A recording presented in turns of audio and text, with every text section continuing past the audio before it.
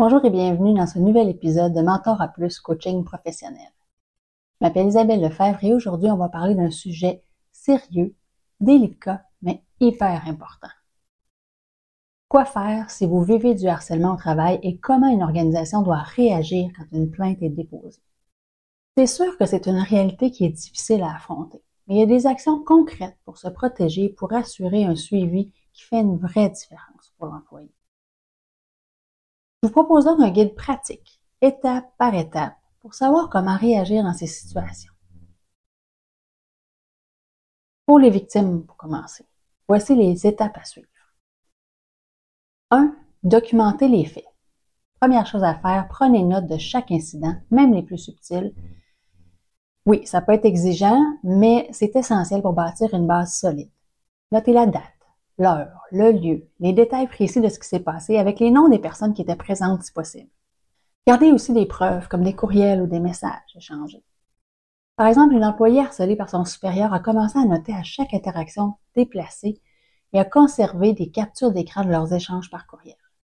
2. Parlez à quelqu'un de confiance. Si vous êtes à l'aise, parlez de la situation avec un collègue ou un superviseur de confiance. Ça peut aider à avoir un autre point de vue puis à se sentir moins seul. Parfois, ça permet aussi de confirmer, de valider que le comportement est vraiment inapproprié. Par exemple, un employé a parlé à un collègue qui était proche, qui a confirmé que les comportements observés étaient problématiques. Ça lui a donné le courage de continuer dans sa démarche. 3. Déposer une plainte officielle. Si rien change, il est temps de passer à l'étape de la plainte formelle. Suivez les procédures de votre organisation, consultez le guide de l'employé ou parlez aux ressources humaines pour savoir comment vous y prendre. La plainte doit inclure tous les détails et les preuves que vous avez recueillies. Par exemple, une employée dans une boîte de marketing a fait une plainte écrite, incluant les courriels explicites pour appuyer son cas. 4. Consultez une ressource externe au besoin. Si la réponse à l'interne n'est pas satisfaisante ou si vous craignez des représailles, faites appel à des organismes externes comme la CNESST au Québec. Ça peut permettre une enquête impartiale. Par exemple, une victime qui avait reçu peu de soutien à l'interne a fait une plainte formelle à la CNESST, ce qui a déclenché une enquête externe. Maintenant, comment l'organisation doit réagir à une plainte? 1. Accuser réception de la plainte immédiatement. Dès que la plainte est reçue, l'entreprise doit réagir vite et informer la victime des prochaines étapes. Un accusé de réception rapide montre que la plainte est prise au sérieux.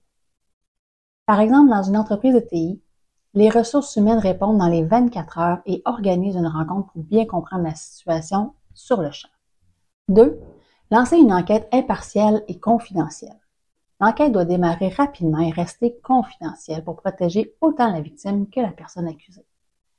Dans certains cas, engager un enquêteur externe peut garantir une impartialité. Par exemple, une entreprise a fait appel à un enquêteur externe pour éviter tout conflit d'intérêts puis rassurer la victime.